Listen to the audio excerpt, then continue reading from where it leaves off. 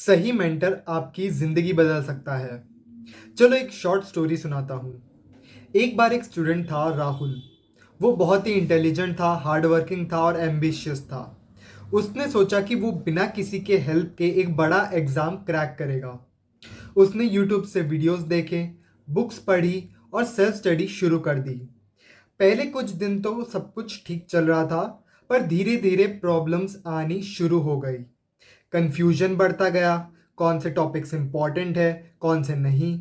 Doubts clear करने वाला कोई नहीं था। जो चीज़ एक दिन में समझ सकता था, उसमें हफ्ते लग रहे थे।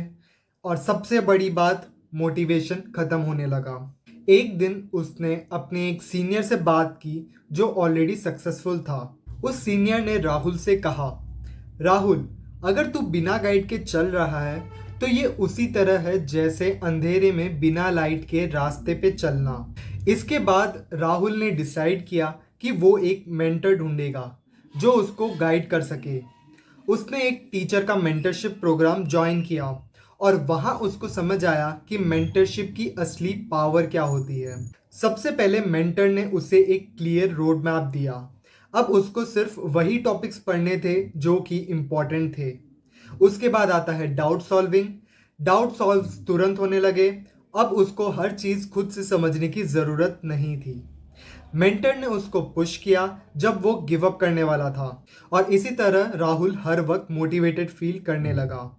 राहुल का जो सफर पहले स्ट्रगल लग रहा था, अब एक प्लान्ड जर्नी बन गया। और एक साल बाद उसका सिलेक्शन हो गया।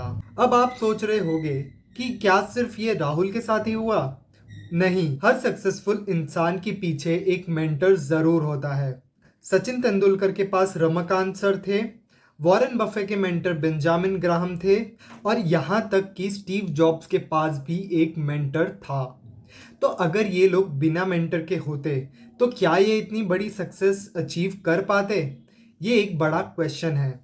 अब सवाल ये है कि क्या आपको मेंटरशिप की ज़रूरत है, और अगर हाँ तो कैसे एक सही मेंटर ढूंढे। एक सही मेंटर आपके लिए वही होगा जो आपके फील्ड में एक्सपर्ट हो, जो आपको जेन्युइनली गाइड करे, सिर्फ एडवाइस ना दे, और जो आपको कंफर्ट जोन से बाहर निकलने पर मजबूर करे।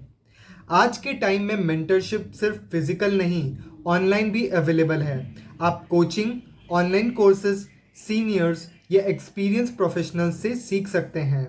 तो अब सवाल ये है कि आप मेंटरशिप लेंगे या हर चीज़ खुद से समझने की कोशिश करेंगे। मैं टोटली अगेंस्ट नहीं हूँ मेंटरशिप नहीं लेने के।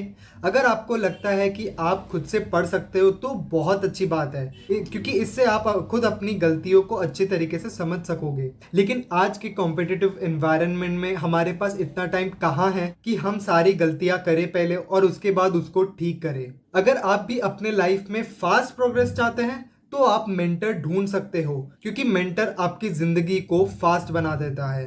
तो अब सवाल ये है कि आप मेंटरशिप लेंगे या हर चीज़ खुद से समझने की कोशिश करेंगे।